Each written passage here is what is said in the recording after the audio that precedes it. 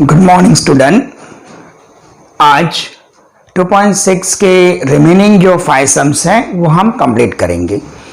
इसके पहले वाले वीडियो में हम लोगों ने 5 क्वेश्चंस कंप्लीट किए थे। चलो स्टार्ट करते हैं। Question number 6। Mister Kasam runs a small business of making earthen pot. He makes certain number of pot on daily basis. Production cost of each pot is rupees 40 more than 10 times the number of pots he makes one day. If production cost of all pots per day rupees 600, find production cost of one pot and number of pots he makes per day. मतलब क्या है, mister Qasim जो है ये एक छोटा सा business करते हैं मिट्टी के बर्तन बनाने का। वो जो है रोज कुछ नंबर ऑफ बर्तन बनाते हैं। Production cost of each pot, हर बर्तन का जो प्रोडक्शन कॉस्ट है 40 more than 10 time the number of pot, मतलब जितने बर्तन वो बनाते हैं वो बर्तन के 10 टाइम से 40 मोर रुपीज ये ईच अर्दन पॉट का कॉस्ट है। Production cost of all pots per day is rupees 600, अगर जितने बर्तन वो एक दिन में बनाते हैं वो सारे बर्तन का प्रोडक्शन कॉस्ट अगर 600 है, find the cost of one pot and number of pots he makes per day. यहाँ पे दो चीजें पूछी हैं, cost of one pot and number of pots he makes per day. अब कैसे पहचानोगे आप कि आपको किसको एक्स अज्यूम करना है? तो बच्चों सबसे अच्छी पहचान होती है ध्यान को देख लो। ये जो ध्यान आपको दिख रहा है इसके बाद क्या दिया है, production cost of each pot is rupees 40 then 10 time the number of pots he makes. तो नंबर ऑफ पॉट जो है ये किसके बाद आता है? ध्यान के बाद आता है। तो आप नंबर ऑफ पॉट्स को क्या ले लो? एक्स ले लो। ध्यान के बाद जो वर्ड दिया रहता है ना वो एक्स ले लेने का। Let number of pots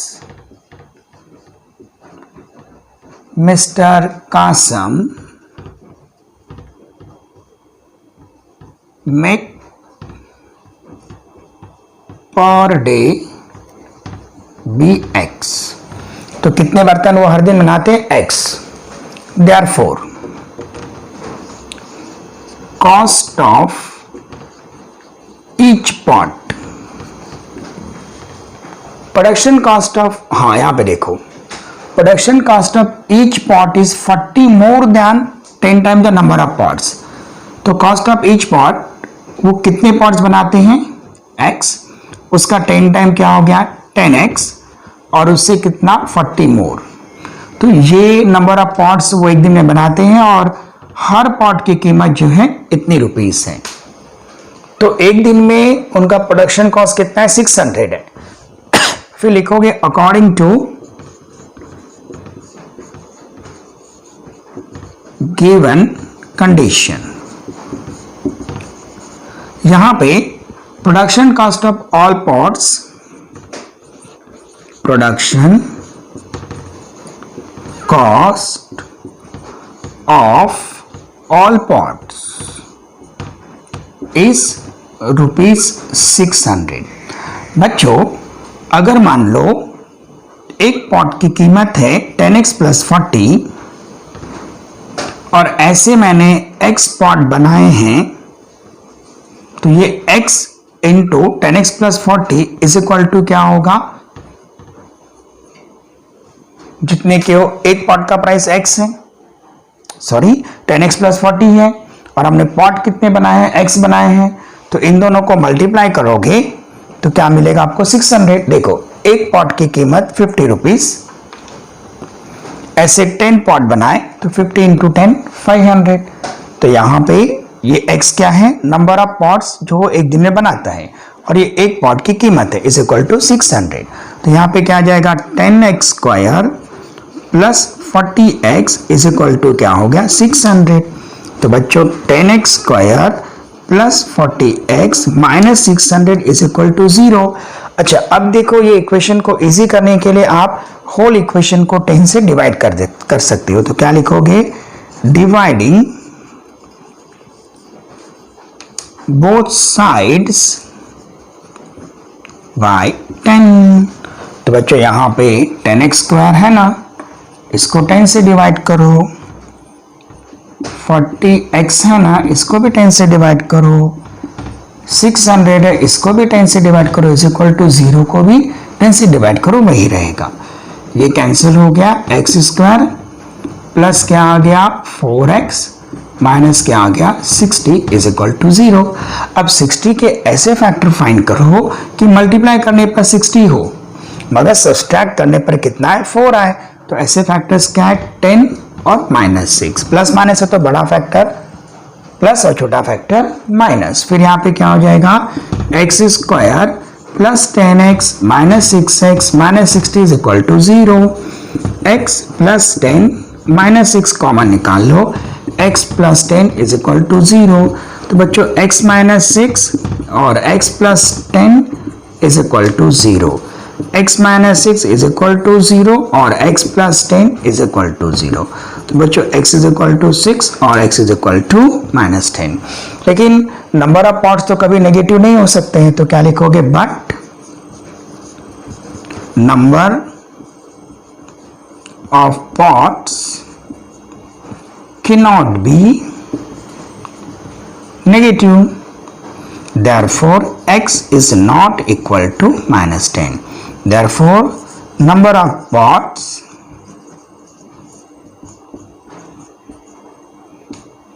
Qasim makes per day is 6। और एक चीज पूछी है cost of each pot and cost of each pot is equal to 10x plus 40। तो फिर ये 10 into 6 plus 40 sorry 60 plus 40 is equal to 100। समझे? तो एक पॉट की कीमत 100 रुपीज है, 6 पॉट बनाता है एक दिन में, तो कितने रुपए मिलेंगे 600 रुपीज। और आप ये भी देख सकते हो कि जो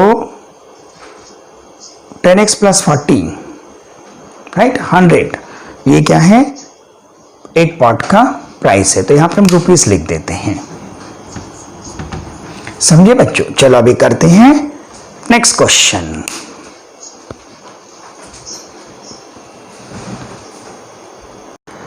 ओके तो बच्चों क्वेश्चन नंबर 7 बहुत ही इंटरेस्टिंग क्वेश्चन है और बहुत ही इंपॉर्टेंट क्वेश्चन है, इसको लिख लेते हैं वेरी इंपॉर्टेंट क्वेश्चन।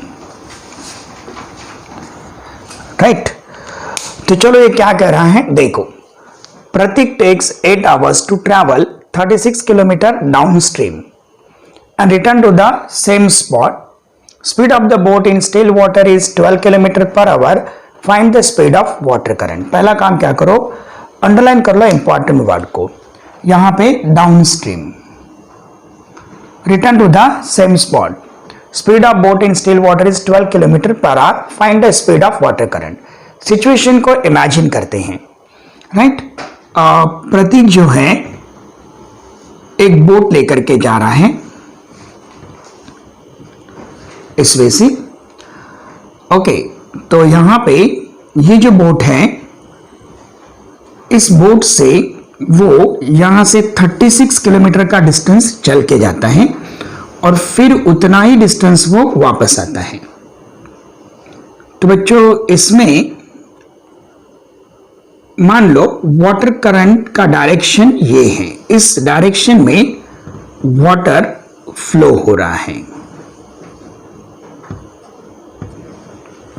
तो जब प्रतीक बोट से जिस डायरेक्शन में वाटर फ्लो हो रहा है उस डायरेक्शन में जाएगा तो उसको हम कहते हैं डाउनस्ट्रीम। उसको हम क्या कहते हैं डाउनस्ट्रीम। अब यहां पहुंचने के बाद जब वो वापस आएगा तो वापस आते वक्त वाटर करंट का अभी देखो ये डाउनस्ट्रीम का डायरेक्शन हो गया। अब यहां पे जब वो वापस आ रहा है तो वापस आते वक्त जो उसका डायरेक्शन रहेगा उसको हम क्या बोलेंगे, अपस्ट्रीम। तो मुझे बताओ प्रतीक जब डाउनस्ट्रीम जाएगा तो उसे ज्यादा तकलीफ होगी कि अपस्ट्रीम में ज्यादा तकलीफ होगी? ऑफ कोर्स अपस्ट्रीम में। क्यों?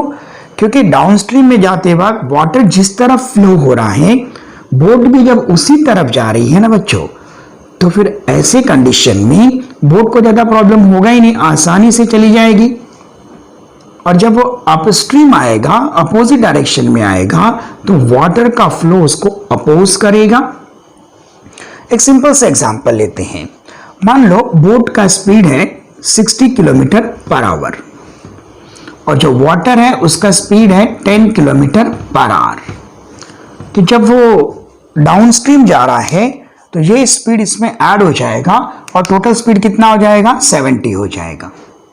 और जब वो अपस्ट्रीम आएगा तो ये पानी तो उसको आने से रोकेगा ना, जब पानी इसको रोकेगा तो उसका स्पीड कितना हो जाएगा, 50 किलोमीटर पर आवर हो जाएगा, राइट। अच्छा, अब Prateek take 8 hours to travel 36 kilometre downstream and return to the same spot. तो अब यहां पे जा करके आने में उसको कितना टाइम लग रहा है, 8 hours लग रहा है। तो अगर मैं पूछूं कि जाने को कितना टाइम लगेगा, तो बहुत से बच्चे बोलेंगे 4 hours। नहीं बच्चों, क्योंकि जाते वक्त वो फटाफट चला जाएगा ना, कम टाइम लगेगा। आते वक्त उसको क्या लगेगा, ज्यादा टाइम लगेगा, तो 4 hours नहीं आएगा, राइट। अच्छा, अब यहां पे आपको क्या फाइंड करना है, find the speed of water current. अगर मैं वाटर करंट का स्पीड x ले लेता हूं जो मुझे मालूम नहीं है, राइट, और speed of boat in still water, अगर वाटर स्टील है तो बोट का स्पीड दिया है, बोट का स्पीड कितना है, 12 किलोमीटर पर आवर। तो बच्चों जब ये बोट डाउनस्ट्रीम जाएगी तो उस वक्त क्या होगा, करंट का स्पीड इसमें ऐड हो जाएगा और तब बोट का टोटल स्पीड कितना होगा, 12 + x होगा। और जब ये अपस्ट्रीम आएगा तो फिर ये जो वाटर करंट है ये क्या होगा, 12 में से माइनस हो जाएगा। इसमें एक बात ध्यान देना, बच्चों को आदत क्या रहती है, x + 12 और x - 12 ऐसा लिखने की, जो रॉन्ग हो जाएगा। बोट के स्पीड में से वाटर करंट का स्पीड कम होगा ना बच्चों। बोट का स्पीड क्या है, 12 है, और वाटर करंट क्या है, x है। तो इसमें से आप x में से 12 को नहीं माइनस करोगे, 12 में से x को माइनस करोगे। तो ये सम की बहुत प्रैक्टिस करने के बाद भी छोटी सी मिस्टेक की वजह से स्टूडेंट एग्जाम में इसको रॉन्ग करके आ जाते हैं।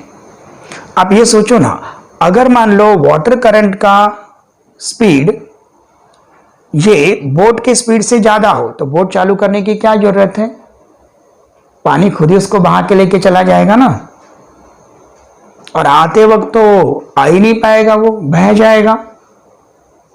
तो इसीलिए आपको क्या करना पड़ेगा, बोट के स्पीड में से वाटर करंट के स्पीड को माइनस करना पड़ेगा। अच्छा ठीक है, जाते वक्त स्पीड कितना उसका, 12 + x है, राइट। तो फिर जाने में उसने कितना डिस्टेंस कवर किया, जाते वक्त 36 किलोमीटर का डिस्टेंस कवर किया। कितना टाइम लगा, कैसे फाइंड करोगे, टाइम = क्या होता है, डिस्टेंस अपॉन स्पीड। तो डिस्टेंस कितना था, 36 किलोमीटर, स्पीड कितना था, 12 + x। तो ये उसको जाने को लगा हुआ टाइम है, और आते वक्त उसने यहां से यहां तक कितना डिस्टेंस कवर किया, फिर से 36, और आते वक्त उसका स्पीड क्या था, 12 - x था। तो आते वक्त उसको इतना टाइम लगा, और टोटल टाइम कितना लगा, 8 hours। तो इन दोनों को प्लस करने पर क्या आएगा, 8 hours। हो गया सम आपका, समझ में आया। तो चलो अब इसको सॉल्व करते हैं, राइट। ओके बच्चों, तो अब यहां पे सबसे पहले हमें क्या पूछा है, find the speed of water current. Solution, let speed of water current be x kilometre per hour. Speed of water current be x kilometre per hour. फिर speed of boat BOAT in still water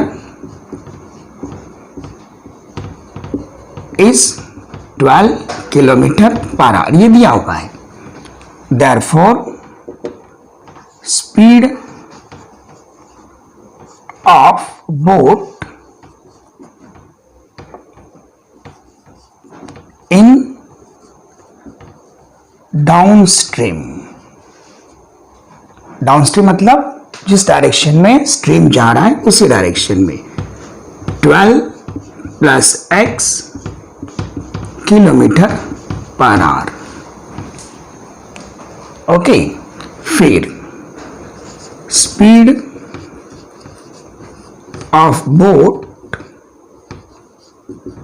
in upstream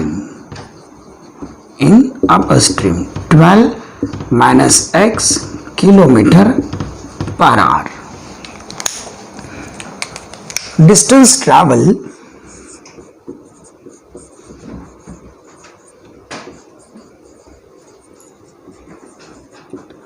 in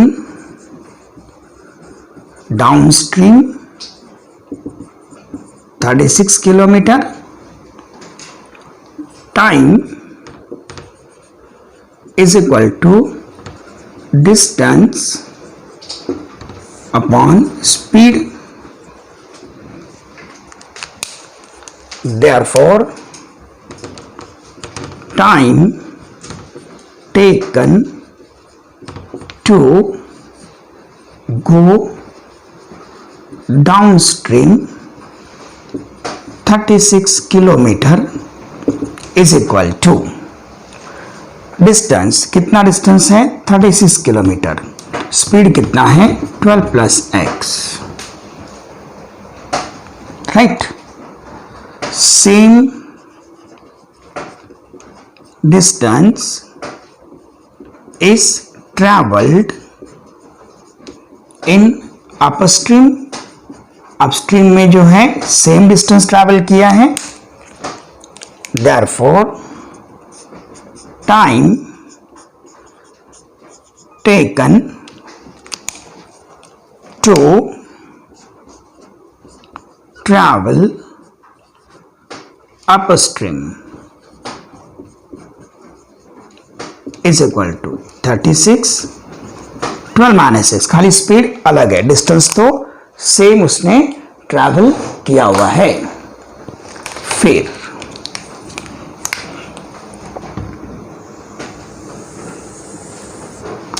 total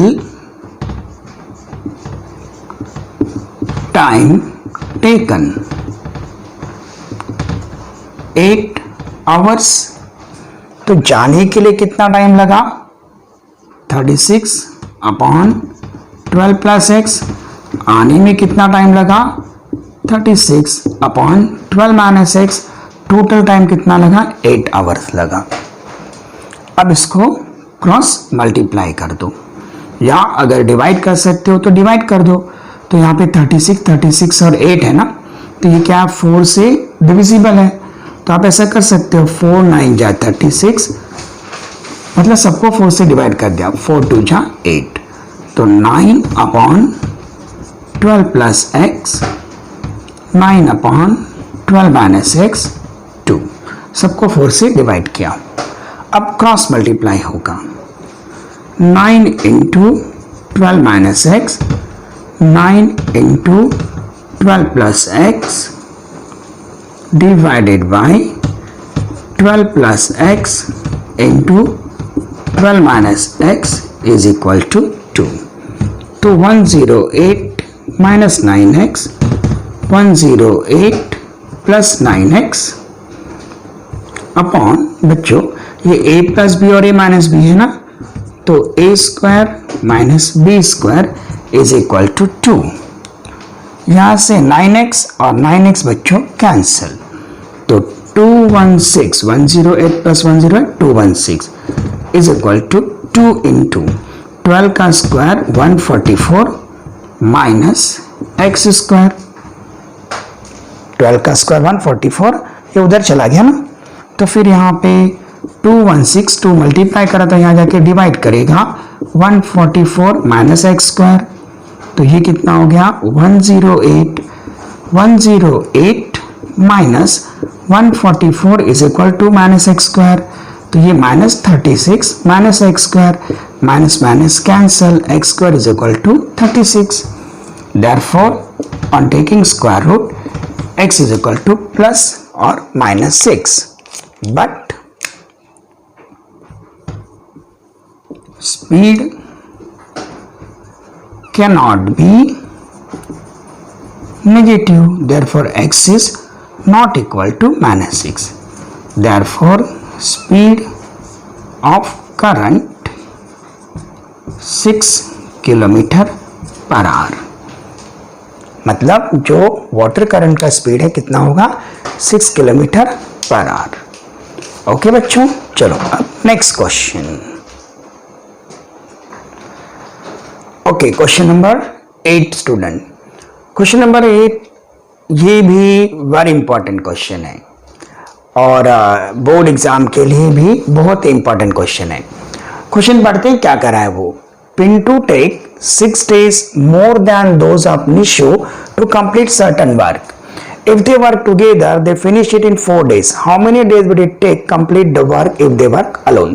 मतलब पिंटू जो है इसे कोई काम करने के लिए निशु के कंपैरिजन में 6 दिन ज्यादा लगते हैं.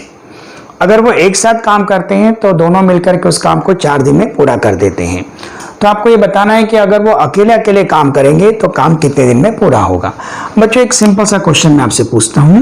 मान लो एक काम 4 दिन में पूरा होता है तो एक दिन में कितना काम होगा.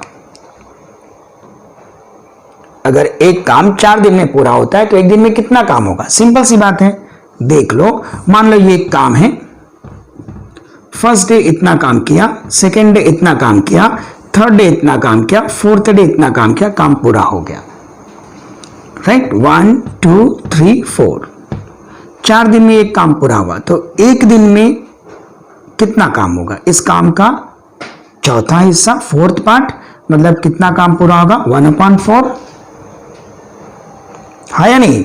2 दिन में 2/4, 3 दिन में 3/4 और 4 दिन में बच्चों 4/4, मतलब एक काम पूरा हो गया. तो अगर मान लो कि एक काम कोई व्यक्ति, कोई पर्सन x दिन में पूरा करता है तो एक दिन में कितना काम करेगा 1/x काम करेगा. उस काम का x पार्ट करेगा ना. राइट, तो चलो अब समझते हैं इसको. क्वेश्चन में वो क्या कह रहा है. तो यहां पे Pintu take 6 days more than those of Nishu. ठीक है, ध्यान को अंडरलाइन कर लो. ध्यान के बाद किसका नाम है, निशु का नाम है.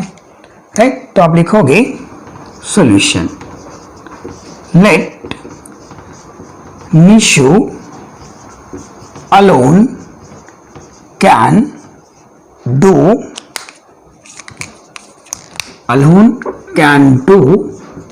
The work in x days. Alone can do the work in x days. Therefore, Pinto alone can do the work in 6 दिन ज्यादा x plus 6 days.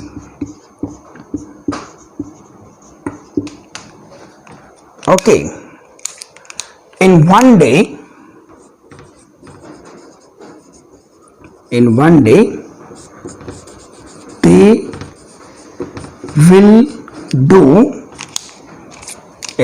they will do 1/x and 1/x plus 6 work respectively.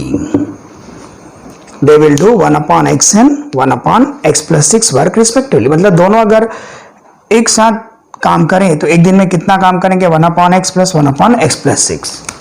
लेकिन यहाँ पे condition क्या दिया है, if they work together they finish work in 4 days. Therefore, together they will do 1/4 work in 1 day. Together they will do 1/4 work in 1 day. Yes or no? तो अब निशु जो है 1 डे में कितना वर्क करता है? therefore 1/x, ये निशु का 1 डे का वर्क है, और पिंटू का जो 1 डे का वर्क है 1/x + 6 है। दोनों 1 डे में together they will do 1/4 work in 1 day, तो यहां 1/4 आ गया, राइट। अब इसको क्या करो? क्रॉस मल्टीप्लाई करो। दैट इंप्लाइज, अब यहां पे क्या हो जाएगा? x + 6 + x, क्रॉस मल्टीप्लाई किया, और यहां पे x × x + 6 = 1/4। ठीक है, तो आगे इसको सॉल्व करते हैं, राइट। अब क्या बनेगा? क्वाड्रेटिक इक्वेशन बनेगा। x + x क्या हो गया? 2x हो गया + 6, और बच्चों यहां पे आ गया x² + 6x = 1/4। क्रॉस मल्टीप्लाई करो, x² + 6x 4 × 2x + 6, राइट। अब इसके बाद क्या लिखोगे? x² + 6x 4 मतलब क्या हो गया? 8x + 24। अब ये दोनों टर्म को ये साइड लेके आ जाओ। जब ये दोनों टर्म को ये साइड लेके आओगे तो ये क्या हो जाएगा? x² + 6x - 8x - 24 = 0। तो x² - 2x - 24 = 0। 24 के ऐसे फैक्टर फाइंड करो कि मल्टीप्लाई करने पर तो 24 हो, मगर ऐड या सब्सट्रैक्ट करने पर -2 आए। तो क्या आएगा? 6 4 जा 24, और -6 और +4, तो यहाँ पे क्या आएगा? x² - 6x + 4x - 24 = 0। ये दोनों में से x कॉमन आ गया, तो x - 6 + 4 कॉमन आया, तो x - 6 = 0। तो यहाँ पे x - 6 x + 4 = 0। फिर क्या करोगे?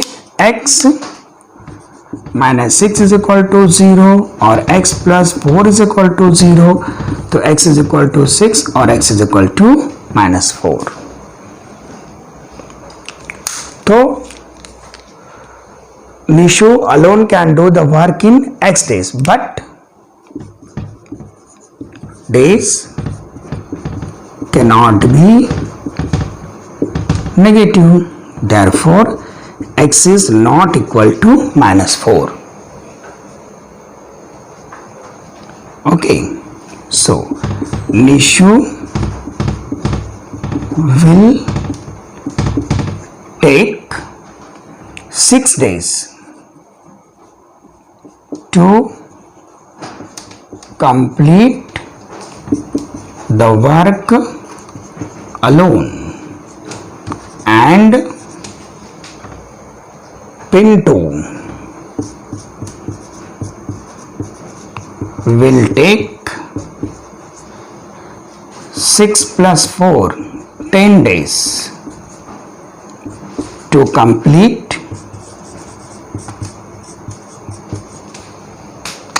6 + 6 ना बच्चों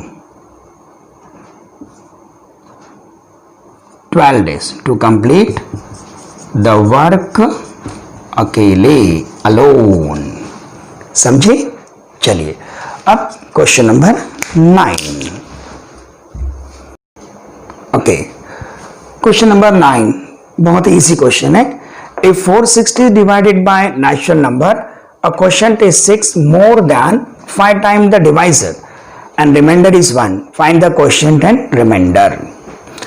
तो ध्यान कहां पर है? हाँ, quotient is 6 more than 5 time the divisor and remainder is 1। चलो पूछा क्या है? क्वेश्चन और रिमाइंडर पूछा है। Find the question and remainder नहीं, फाइंड क्वेश्चन एंड डिवाइजर, क्योंकि रिमाइंडर तो 1 दिया है, क्वेश्चन एंड डिवाइजर। तो बच्चों यहां पे ठीक है, एक बेसिक सा कंसेप्ट समझो। 5 डिवाइडेड बाय 2, 2 2 जा 4, 1 बचा। बच्चों ये 1 क्या है, अच्छी तरह ध्यान दो। हाँ, 1 क्या है, रिमाइंडर। 1 क्या है, रिमाइंडर। और बच्चों यहां पे ये जो 2 है, 2 क्या है, डिवाइजर है। 2 क्या है, डिवाइजर। और ये 2 जो है ये क्या है, क्वोशिएंट है, और ये डिविडेंड है ना। ये बातें हमें मालूम है। अब यहां पे एक फॉर्मूला आता है, आपको मालूम होगा, dividend is equal to divisor into quotient plus remainder। ये इसका बहुत ही इंपॉर्टेंट कंसेप्ट है, इसे आपको याद रखना है। ठीक है, चलो इसके बेसिस पर इस क्वेश्चन को सॉल्व करते हैं। तो find the quotient and divisor. 6 more than 5 time the divisor. ठीक है, लेट divisor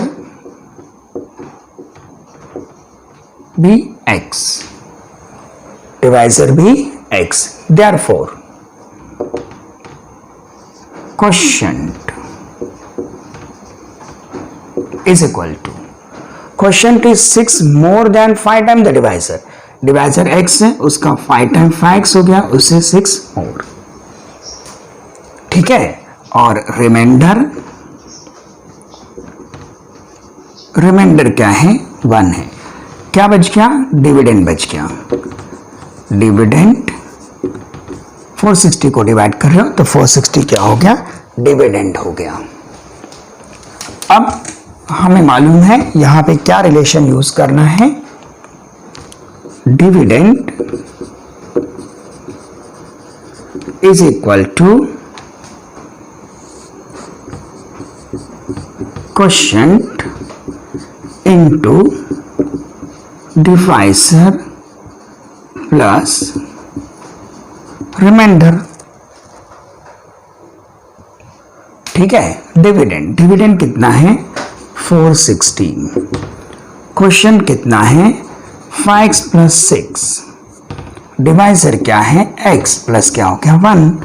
तो 460 इज इक्वल टू, ये अंदर जाएगा 5x square plus 6x plus 1, right.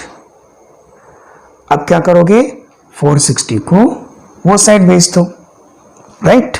तो अब यहां पे जब 460 को आप वो साइड भेजोगे बच्चों, राइट, तो 460 को वो साइड भेजने के बाद आपको क्या मिलेगा, यहां पर 5x square plus 6x plus 1। ये 460 वो साइड गया तो माइनस 460, जो 0 यहां बचा था वो हम यहां लिख देते हैं। तो क्या आ जाएगा, 5x square plus 6x minus 459 is equal to 0। ठीक है, अब आपको क्या करना होगा, 459 इंटू 5 के ऐसे फैक्टर्स फाइंड करो कि मल्टीप्लाई करने के बाद तो 459 इंटू 5 आए, मगर ऐड करने के बाद कितना है, 6 आए। तो बच्चों चलो, अभी तक तो हम फैक्टराइजेशन मेथड यूज कर रहे थे। अब यहां पे आप देख रहे हो कि 459 इंटू 5 फैक्टर्स तो मिलेंगे लेकिन काफी टाइम जाएगा। तो ऐसे वक्त में आप एक सिंपल सा काम कर सकते हो, आप डिवीजन मेथड यूज करो। याद रखना, एग्जाम में ऐसा कहीं भी मेंशन नहीं किया रहता है कि यूज फैक्टराइजेशन मेथड ओनली। तो ये जो मिथ है ये तोड़ने के लिए मैं आपको यहां पर इस क्वेश्चन को सॉल्व करने के लिए फॉर्मूला मेथड करके दिखा देता हूं। तो यहां पे लिख दोगे, comparing with ax square plus bx plus c is equal to 0. A is equal to 5, b is equal to 6, c is equal to -459। तो फॉर्मूला मेथड में आपको मालूम है, मैं जानबूझ के फॉर्मूला मेथड यूज कर रहा हूं, हम फैक्टराइजेशन मेथड भी यूज कर सकते थे। x is equal to -b plus minus root of b square minus 4ac upon क्या आएगा 2a माइनस b का वैल्यू कितना है 6, तो -6 plus minus square root of b square मतलब क्या हो गया 6 स्क्वायर माइनस 4 इंटू a क्या है 5 इंटू c क्या है -459 अपॉन क्या लिखोगे 2 इंटू 5 बच्चों। तो x is equal to -6 plus minus 36 minus into minus क्या हो गया प्लस 4 इंटू 5 20 इंटू क्या हो गया 259 डिवाइडेड बाई 10। तो बच्चों x is equal to -6 plus minus 36 plus, चलो इसको मल्टीप्लाई करो 259 इंटू 20 को मल्टीप्लाई करो और बताओ कि मल्टीप्लाई करने पर कितना आएगा।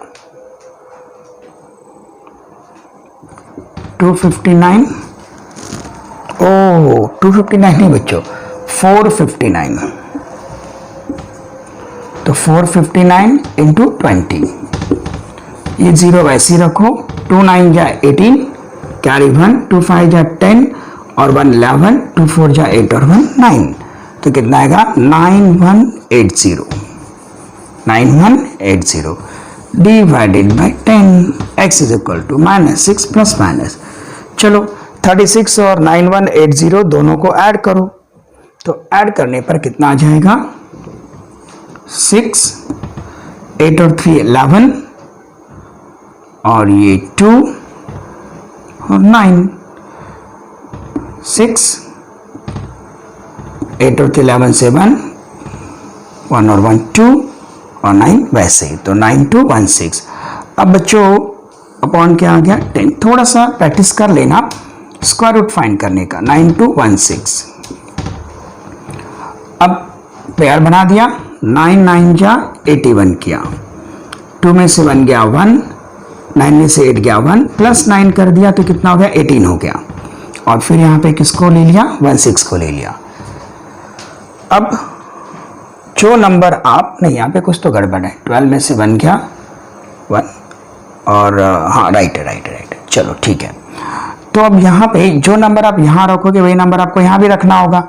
6 है, या तो 4 रखो या फिर 6 रखो, 4 4 जा 16, 6 6 जा 36 रख के देखते हैं, 6 6 जा 36 कैरी 3, 6 8 जा 48, 48 प्लस 3 51, 6 1 जा 6 और 5 11, मतलब इसका स्क्वायर रूट कितना आ गया 96 आ गया, -6 प्लस माइनस 96 अपॉन 10। तो बच्चों x इज इक्वल टू, ये मिटा देता हूं तो यहाँ पे जगह बन जाएगी।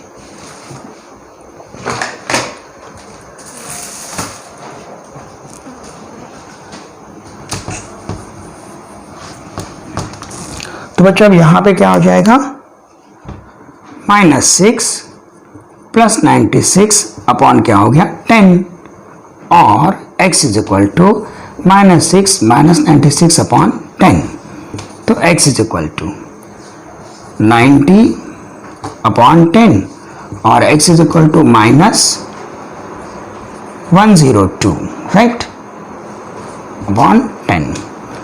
तो यहां लिख देता हूं x इज इक्वल टू 90 और x इज इक्वल टू -10.2।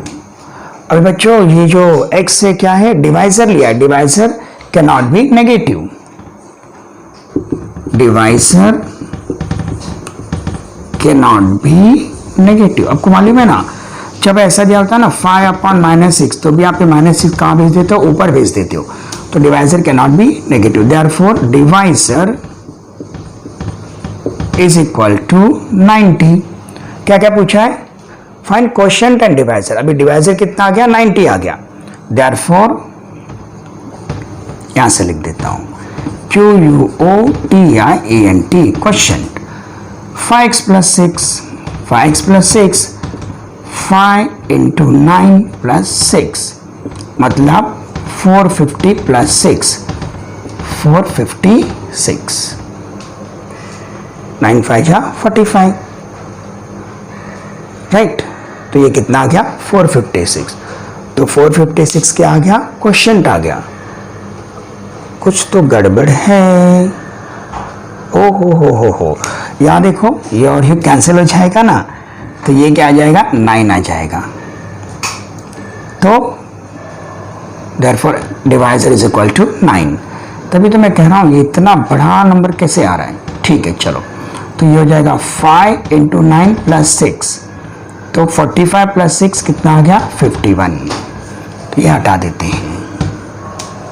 तो खिचड़ी होगी, समझ लेना उसको आप, ठीक है। तो 51 क्या आ गया, क्वेश्चन आ गया, और डिवाइजर कितना आ गया 9 आ गया, और रिमाइंडर कितना आ गया 460। ठीक है, ओके बच्चों, अब करते हैं लास्ट क्वेश्चन। ओके बच्चों, तो अब ये लास्ट क्वेश्चन, और क्वेश्चन नंबर 10 जो लास्ट क्वेश्चन है एक्टिविटी के फॉर्म में दिया है, और ये एग्जाम में 4 मार्क्स के लिए आएगा।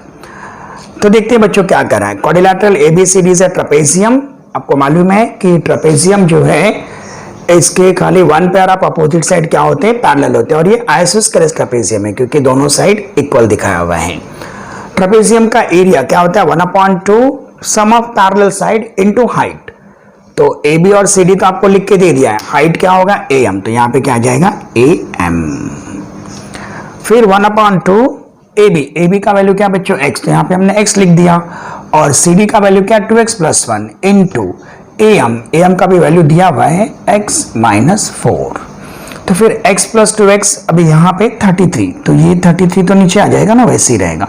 नहीं, आप ध्यान से देखो, यहाँ पे एक बात हो चुकी है, 2 यहाँ से गायब है, मतलब 2 वहां जाकर के 2 × 33 कितना हो गया 66 हो गया, और यहाँ पे x + 2x 3x + 1, और ये हो गया x - 4, राइट। ठीक है, अब बच्चों ये वाला जो वर्क है ना, ये इक्वेशन बना के रखने वाला, ये आपको रफ में करना पड़ेगा।